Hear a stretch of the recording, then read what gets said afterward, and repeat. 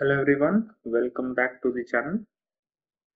This is Abhishek and ఇవాళ day 21 AWS SRE DevOps tools course and we would be continuing with S3. మనం S3 చూసాం last క్లాస్లో. So last క్లాస్లో మనం S3 buckets ఎలా create చేయాలి, ఈ S3 బకెట్స్లో ఆబ్జెక్ట్స్ అంటే ఫైల్స్ ఆర్ ఫోల్డర్స్ ఆబ్జెక్ట్స్ అనేవి ఎలా అప్లోడ్ చేయాలి అండ్ డౌన్లోడ్ చేయాలి రెండు చూసాం. దాని తర్వాత మనం S3 బకెట్స్లో ఒక important feature that is versioning అనేది చూసాం. వర్షనింగ్ చూసిన తర్వాత ఇప్పుడు మనం ఈ S3 బకెట్లో ఆబ్జెక్ట్స్ మనం అప్లోడ్ చేస్తున్నప్పుడు there are many type of objects that can be uploaded. Type of objects అంటే ఫైల్ అనేది ఫైల్ కిందే ఉంటుంది, బట్ దాని స్టోరేజ్ క్లాస్ అనేది చేంజ్ అవుతూ ఉంటుంది. So there are multiple storage classes that are available in S3. ఈ స్టోరేజ్ క్లాసులు ఏంటి, వాటిని ఎలా యూజ్ చేయాలి, వాటి యొక్క ఇంపార్టెన్స్ ఏంటి అనేది మనం ఇప్పుడు నెక్స్ట్ స్లైడ్స్లో చూద్దాం. సో మనం S3లో ఒక ఆబ్జెక్ట్ అనేది అప్లోడ్ చేసిన వెంటనే when you upload and object upload చేసిన వెంటనే అది బేసిక్గా స్టాండర్డ్ స్టోరేజ్కి వెళ్ళిపోతుంది. The object will go into standard storage. Object అనేది స్టాండర్డ్ స్టోరేజ్లోకి వెళ్ళిపోతుంది. సో మీకు ఒక ఫైల్ అనేది అప్లోడ్ చేద్దాం. So I go to add files. So this is my S3 bucket.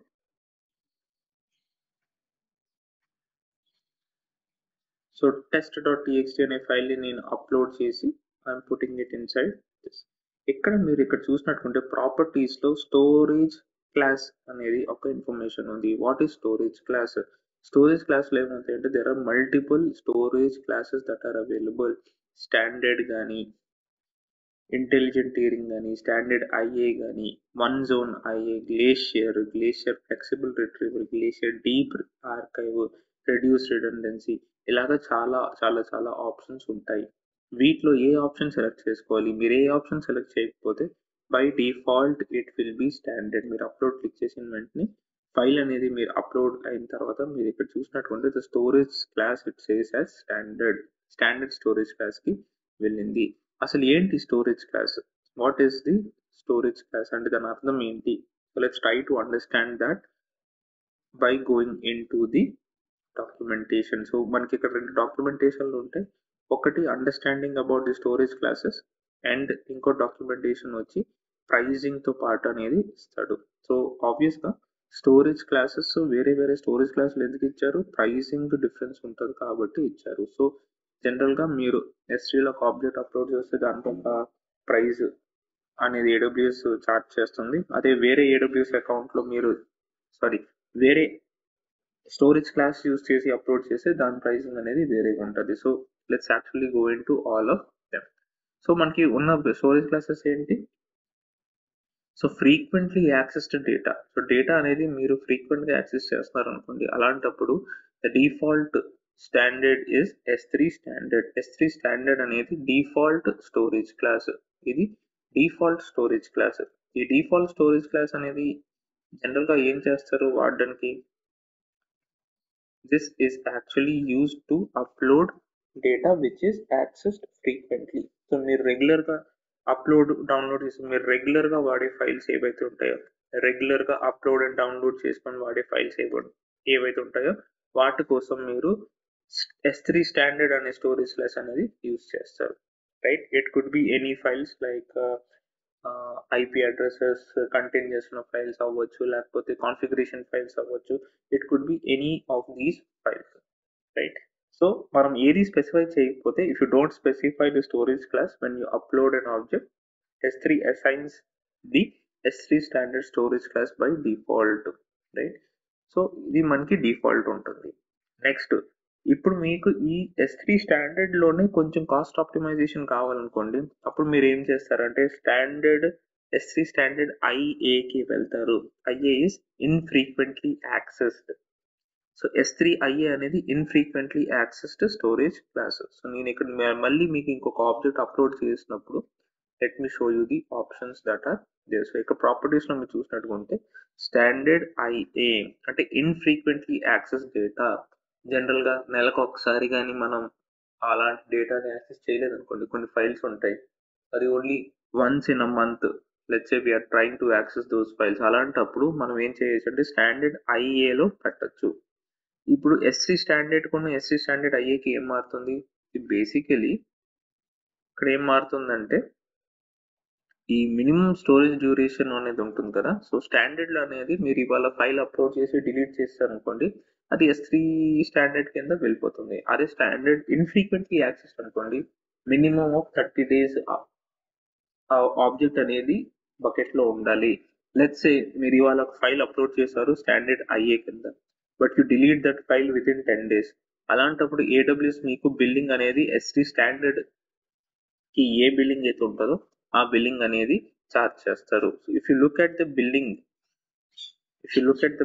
S3 standard first 50 terabytes per month అనేది మీకు only $0.023 per GB అనేది వెళ్తుంది.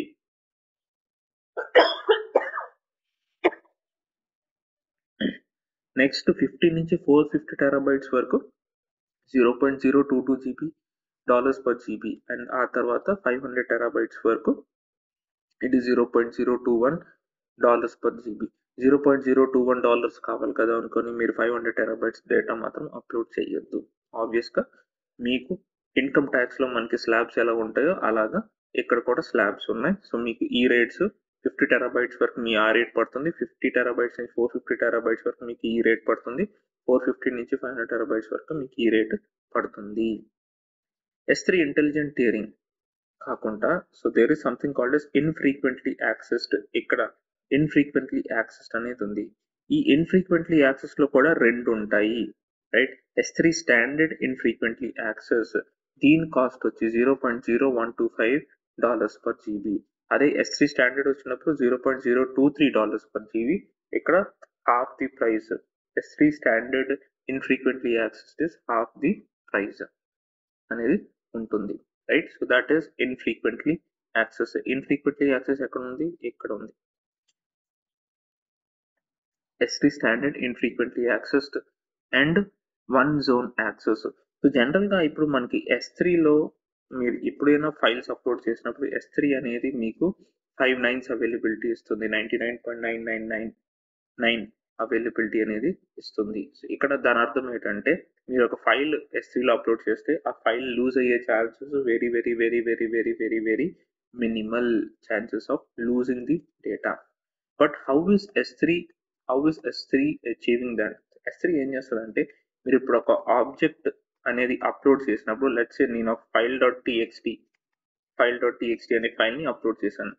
S3 ఏం చేస్తుందంటే let's suppose I put this in AP South 1, right? ఈ reason లో నా bucket ఉంది. ఈ రీజన్ లో మనకి ఎన్ని అవైలబిలిటీ జోన్స్ ఉన్నాయి? 1A 1B 1C అంటే 3 డిస్క్రీట్ డేటా సెంటర్స్ ఉంటాయి, right?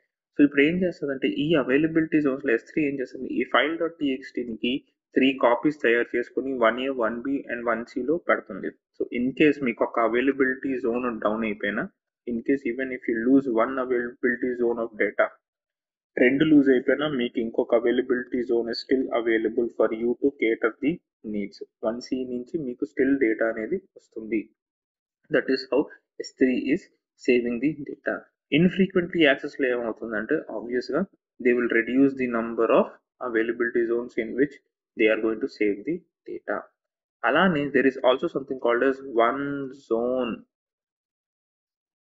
infrequently accessed. One zone infrequently accessed ఏం జరుగుతుందంటే the data or the object is only stored in one availability zone. అలాంటప్పుడు ఏమవుతుందంటే if this availability zone goes down, then you also lose the data. Obviously AWS will have some backup mechanism to retrieve the data, but down ఉన్నంతసేపు you will not be able to retrieve the data. So that is infrequently accessed or one zone IA అనేది కూడా ఒకటి ఉంటుంది. So let's actually show you that. మిమ్మల్ని ఇక్కడ నేను చూపించాలంటే S3 one zone IA. So S3 stores the object data in only one availability zone. Only ఒక availability జోన్లోనే దాన్ని సేవ్ చేస్తుంది. So that is one zone availability or one zone IA. Infrequently access data మాత్రమే పెట్టాలి. ఇంకోటి ఏంటంటే because there is a chance of losing the data, మీకు క్రిటికల్గా ఉన్న డేటాని ఎప్పుడు వన్ జోన్ ఐఏలో పెట్టకూడదు, right?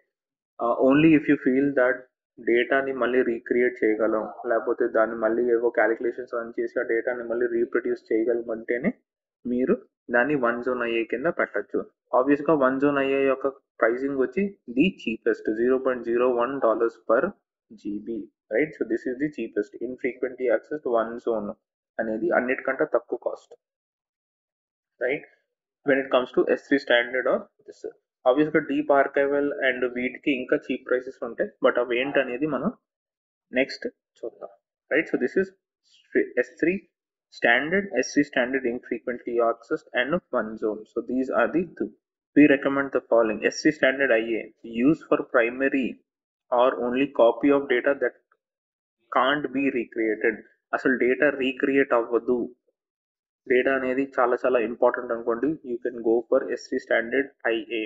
S3 one zone IA మీరు ఎప్పుడు యూస్ చేయొచ్చు? Use if you can recreate the data if the availability zone fails. Availability zone fail అయినప్పుడు మీరు ఆ డేటాని రీక్రియేట్ చేయగలనంటే అలాంటప్పుడు మీరు వన్ జోన్ ఐఏని యూస్ చేయొచ్చు for object replicas configuring S3,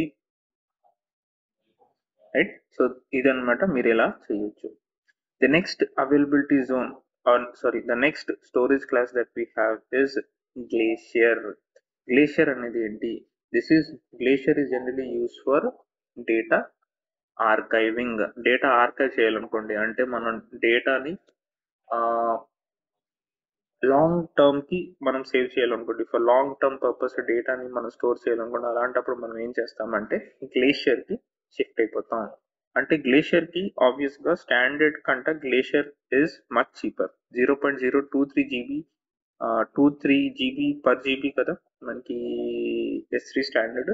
అదే మీరు గ్లేషియర్ చూసినట్టుకుంటే $0.004 పర్ జీబీ, అంటే it is even more cheaper. But the only challenge is గ్లేషియర్కి వస్తున్నప్పుడు మీరు లాంగ్ టర్మ్ డేటా అనేది మీరు చూసుకోవాలి, అండ్ డేటా రిట్రీవల్ అన్నమాట అది ఫాస్ట్గా ఉండదు. There would be at least some additional milliseconds to seconds retrieval time that is added when you are trying to retrieve the data. S3 Glacier lo there are again three types. One is instant retrieval, the other one is flexible retrieval, and then the deep archive. So instant retrieval em jarugutadante for long term data which you want and requires milliseconds retrieval మీరు instant retrieval లో పెట్టచ్చు. అదే flexible retrieval ఏమవుతుందంటే for the archives where portions of the data might need to be retrieved in minutes. అంటే మనకు ఒక 60 minutes, ఒక 1 hour, 2-3 hours లో డేటా అనేది రిట్రీవ్ అయిపోయినా పర్వాలేదంటే మీరు దీన్ని ఫ్లెక్సిబుల్ రిట్రీవల్ లో పెట్టచ్చు. అదే మీరు డీప్ ఆర్కైవ్ లో పెట్టాలనుకోండి, ఇప్పుడు ఏమవుతుందంటే డేటా రిట్రీవ్ అవడానికి anywhere between 1 hour to 12 hours వరకు మీకు టైం పట్టేస్తుంది. డీప్ ఆర్కైవ్ అనేది అలా ఉంటుంది. ఈ 12 hours వరకు ఎందుకు టైం పడుతుంది? ఆబ్వియస్గా 1 GB డేటా అనుకోండి, maybe it will be retrieved in 30 minutes. But let's say 1 TB of data అనుకోండి, that would obviously take more time. So 1 TB of data retrieve చేయడానికి మళ్ళీ మీకు టైం పడుతుంది. So that is how it works. ఈ glacier, deep glacier వీటికి time frames అనేవి కూడా ఉంటాయి, రైట్? సో ఆ టైం ఫ్రేమ్స్ అనేవి ఎక్కడ ఇచ్చారు? సో మీరు ఇక్కడ చూసినట్టు ఉంటే డ్యూరబిలిటీ అనేది 9 nines ఇచ్చారు S3 స్టాండర్డ్కి, అండ్ అవైలబిలిటీ వచ్చి 4 nines ఇచ్చారు. 5 nines అని చెప్పాను, దట్స్ రాంగ్. 4 nines అనేది అవైలబిలిటీ ఇచ్చారు. అండ్ ఇక్కడ మీరు S3 స్టాండర్డ్ చూసినట్టయితే more than 3 availability zones, more than or equal to 3 availability zones. S3 standard అయ్యేకి ఏం జరుగుతుంది? ఇక్కడ same 3 availability zones, but the availability is design for only 99.9. అంటే 3 nines కి డిజైన్ చేశారు, ఇక్కడ 4 nines కి డిజైన్ చేశారు. ఇంటెలిజెంట్ టియరింగ్ అంటే ఏంటి? సో బేసికలీ ఇంటెలిజెంట్ టియరింగ్ అంటే ఏం చేస్తుందంటే ఒక ఫైల్ అప్లోడ్ చేసిన తర్వాత కొన్ని రోజుల తర్వాత, ఒక 30 days తర్వాత అది ఏం చేస్తుందంటే ఆటోమేటిక్గా ఇన్ఫ్రీక్వెంట్లీ యాక్సెస్లో పెట్టేస్తుంది. ఆ తర్వాత 180 days తర్వాత అది ఇన్స్టెంట్ ఆర్కైవ్లో పెట్టేస్తుంది. మేబీ 2 years 3 years తర్వాత.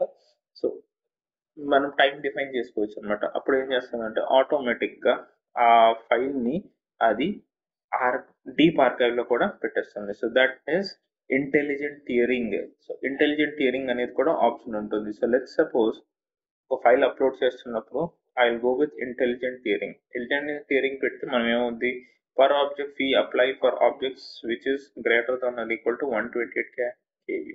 సో ఆబ్వియస్గా ఈ చార్జ్ అనేది కొంచెం ఎక్కువ ఉంటుంది. But what you can do is go this and you could upload the file. Upload చేసినప్పుడు ఏమవుతుంది, so this file dot TXT is now into intelligent tearing. Intelligent tearing ఏం చేస్తుంది, ఆటోమేటిక్గా డేటాని మనం మార్చేస్తుంది. ఆటోమేటిక్గా డేటాని ఇటు నుంచి అటు వేరే స్టోరేజ్ క్లాసెస్కి ఆటోమేటిక్గా చేంజ్ చేస్తుంది. So let's actually see intelligent tearing యొక్క డాక్యుమెంటేషన్ ఇచ్చారా. ప్రస్తుతానికి అయితే మనకి S3 intelligent tearing automatically stores data in 3 access tiers. Frequent access objects that are uploaded or transferred to S3 intelligent tiering are automatically stored in frequent tier. ఆ తర్వాత infrequent tear కి మార్చేస్తుంది. ఎప్పుడు మారుస్తుంది, move the objects that have not been access in 30 consecutive days. అంటే ఒక 30 రోజుల వరకు మీరు ఆ డేటాని ముట్టుకోలేదు అనుకోండి, అలాంటప్పుడు దాన్ని ఇన్ఫ్రీక్వెంట్లీ యాక్సెస్ లో పెట్టేస్తుంది. అదే మీరు ఆ డేటాని 90 డేస్ వరకు టచ్ చేయలేదు అనుకోండి, ఆ ఫైల్ని నేను అప్లోడ్ చేసి ఆ ఫైల్ని యాక్సెస్ చేయలేదు అనుకోండి 90 డేస్ వరకు, అప్పుడు ఏమవుతుంది, దట్ గోస్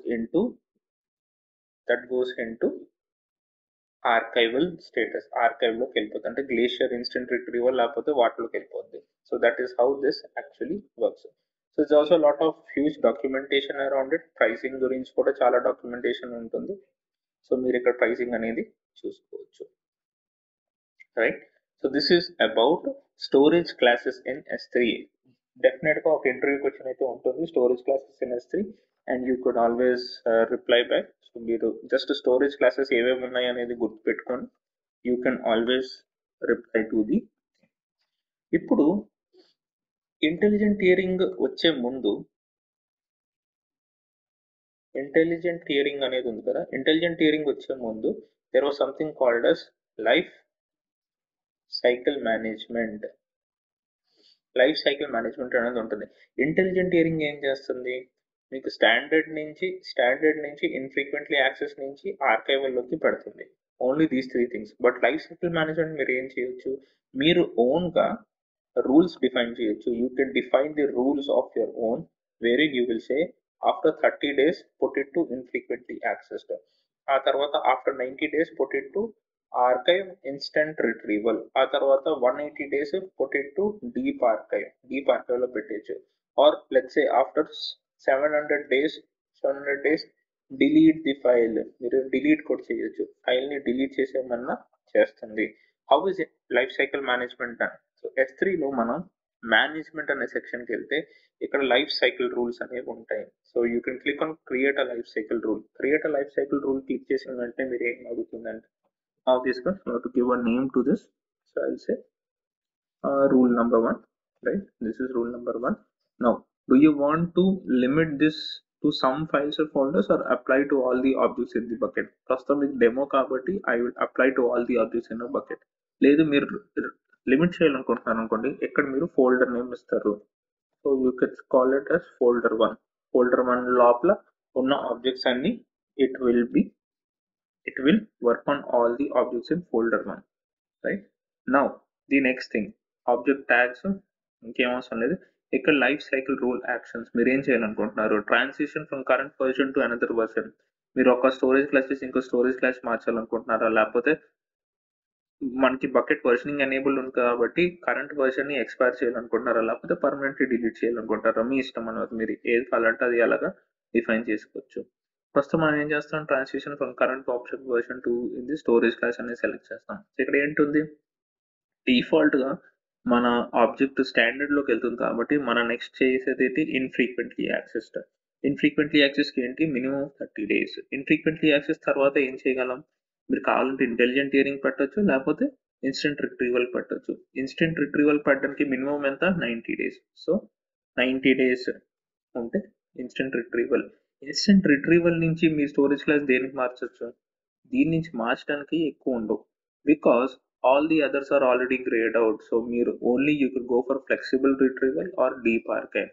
Deep archival కూడా minimum of 180 days is needed. So minimum of 180 days అంతే.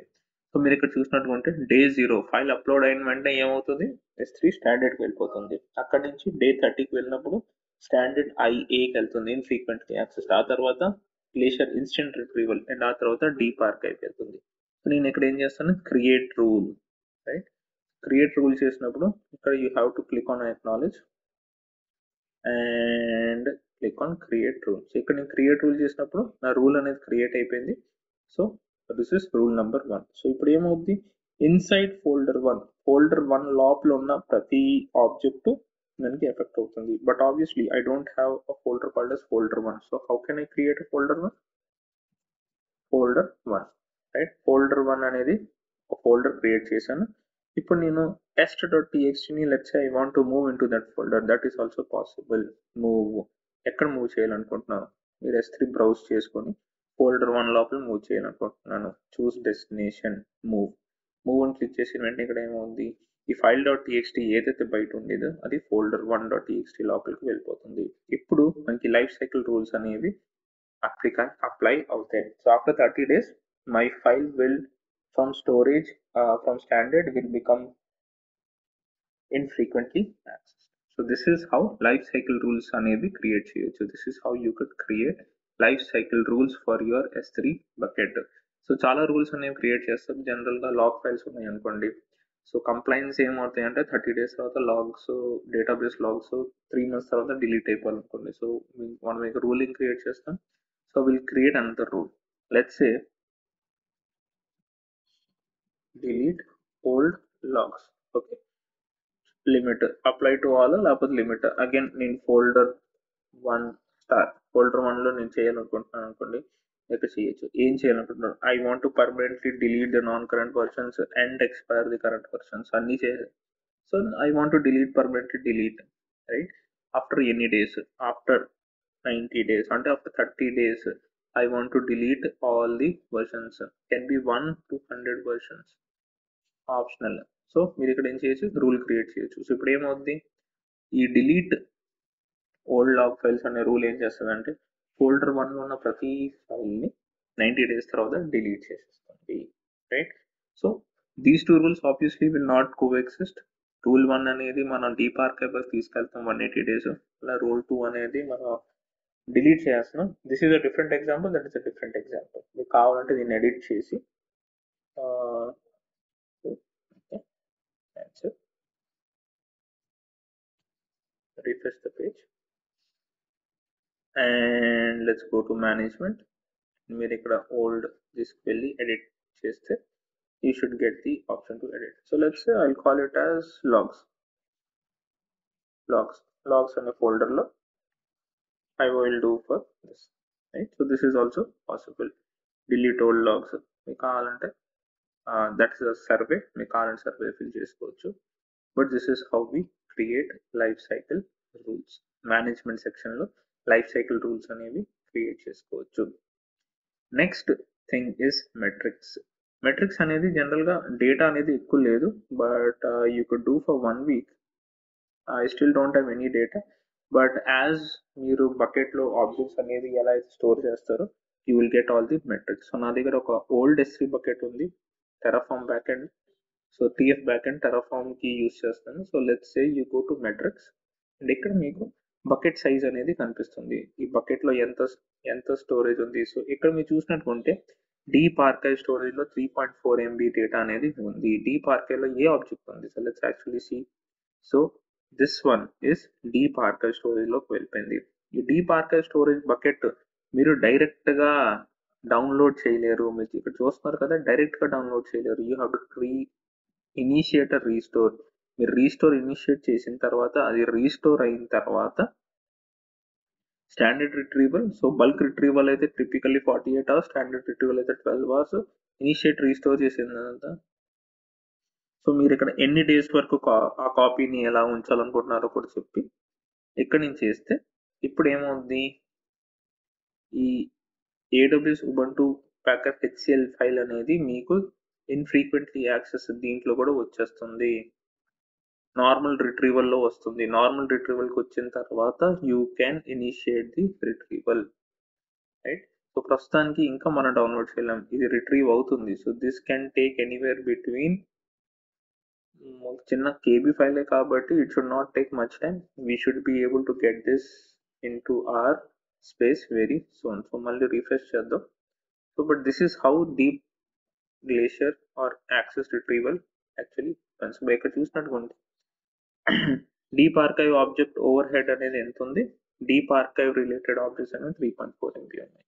టోటల్ నెంబర్ ఆఫ్ ఆబ్జెక్ట్స్ నా దగ్గర 103 కౌంట్ ఉంది. So I have 103 objects in my bucket. ఈ బకెట్ లో 103 ఆబ్జెక్ట్స్ ఉన్నాయి, that is including all of this. So ఇక్కడ TF state file ఏమవుతుంది, deep archive లోకి వెళ్ళిపోయి, విపిసి కూడా డీప్ ఆర్కైవ్ లోకి వెళ్ళిపోయి, right. So let's actually see the life cycle rule. Life cycle rule లో మనకి ఏమైనా ఉన్నాయా? ఎస్, లైఫ్ సైకిల్ రూల్ ఉంది. లైఫ్ సైకిల్ రూల్ ఏం చెప్తుంది? సేమ్ 0 days నుంచి 30 days కి అయితే standard infrequently accessed, infrequently access నుంచి దీనికి వెళ్తే 90 days, 90 days కి ఏమవుతుంది, ఇన్స్టెంట్ రిట్రీవల్కి వెళ్ళిపోవాలి. ఇన్స్టెంట్ రిట్రీవల్ నుంచి 180 days కి అయితే డీప్ ఆర్కైవ్కి వెళ్ళిపోవాలి. సో మీరు ఇప్పుడు చూస్తున్న ఫైల్స్ అన్ని నేను 180 days ని టచ్ చేయలేదు కాబట్టి అవన్నీ డీప్ ఆర్కైవ్ లోకి వెళ్ళిపోయాయి. సో ఇక్కడ చూసినట్టుకుంటే 2023, right. So I have not used all of these files in last many days, ఎందుకంటే ఈ బ్యాచ్ 07 బ్యాచ్ అనేది నేను ఏప్రిల్ 2026 స్టార్ట్ చేశాను, right. So this is how all my files are there. Okay, so this is about S3 buckets. ఆబ్వియస్గా next how to delete your S3 bucket. మీరు డైరెక్ట్గా S3 bucket ని delete చేయలేరు. First you have to, click చేసిన వెంటనే మీకు ఇక్కడ error వచ్చేస్తుంది that your bucket is not empty. So first you need to empty your bucket. Empty your bucket అంటే పర్మనెంట్లీ డిలీట్ చేయాలి. మీ డేటా ఏదైతే ఉందో అది పర్మనెంట్ గా డిలీట్ చేస్తేనే అది అక్కడ ఎంప్టీ అవుతుంది. So click on permanently delete or permanent empty. Empty చేసిన తర్వాత once the bucket is empty you can then go ahead and delete the bucket. ఆబ్వియస్గా బకెట్ లోపల ఉంటుండగా బకెట్ డిలీట్ చేసే ఆప్షన్ అయితే ఇవ్వదు. బయటకు వచ్చి సెలెక్ట్ చేసి డిలీట్ అని క్లిక్ చేస్తే here it will ask to write the name of the bucket. Bucket name ఇచ్చిన తర్వాత మీరు డిలీట్ చేస్తే you will be able to delete the bucket, right. So this is how your S3 bucket are created and deleted. మీరు S3 buckets ని ఎలా create చేసి delete చేయొచ్చు. That's it for this class. S3 related topic ki, that's it, right. And the next class lo mana we'll be looking into the other AWS topics. Very soon we would be finishing the AWS sessions and mana next Terraform related classes kuda start chestam. మీరు కానీ video మీకు కానీ video నచ్చినట్టుకుంటే please like the video and share it across with friends. ఛానల్కి కానీ కొత్తగా ఉన్నట్టుంటే please subscribe to the channel. Thank you so much for watching. Keep having a great day. Thank you. Bye.